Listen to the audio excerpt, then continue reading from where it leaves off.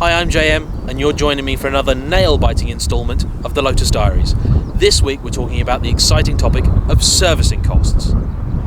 Now, the Evora 400 is a car that is pretty cheap to service compared to some more exotic cars. And I do think it's worth comparing it to more exotic cars because in some countries this car can cost twice what it does in the UK. So you need to know what it's going to cost you to run. You want to know if it's going to suddenly throw you up with a massive bill.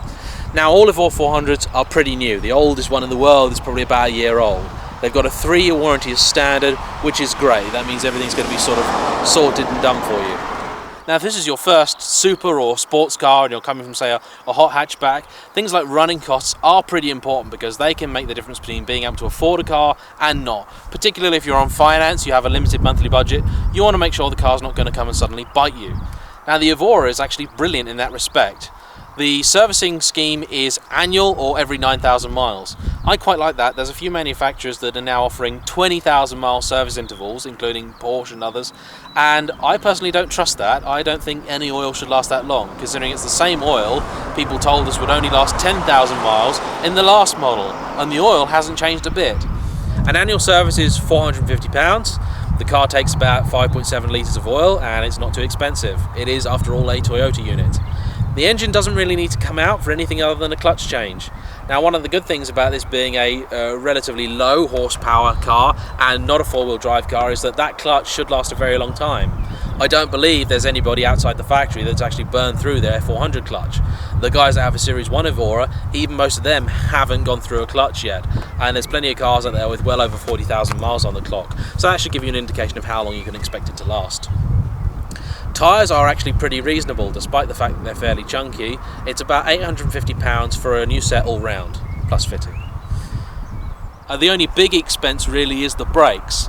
I looked the prices up earlier. Pads are not too bad, they're about £180 an axle. Discs, not so good, I'm afraid. It's about £750 per disc.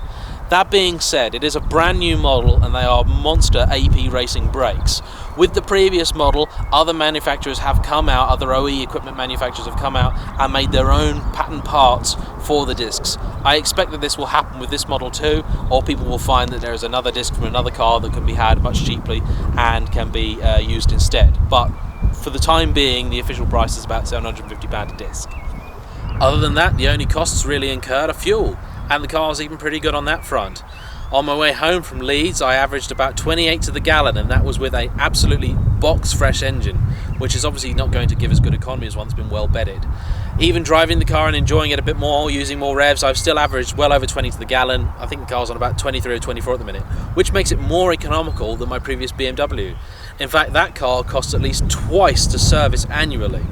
And I've compared some other cars recently, which you'll see in my videos, that cost considerably more. I would say for a 400, set aside something between £600 and £700 a year. That should go some way to paying for a service, any small items that may need doing, and give you a little slush fund for consumables as well. Compared to the Series 1 Evora, even rear tyre life has apparently been drastically improved. Owners of the original car said that they get sometimes as little as 6,000 miles out of a set, but I know a few people with about 8,000 miles on their Evora 400 and the rear tyres have hardly worn, so it's looking pretty good on that front too. Generally, it's a very sensible car to run, the numbers all stack up, and it doesn't really seem like an exotic to run.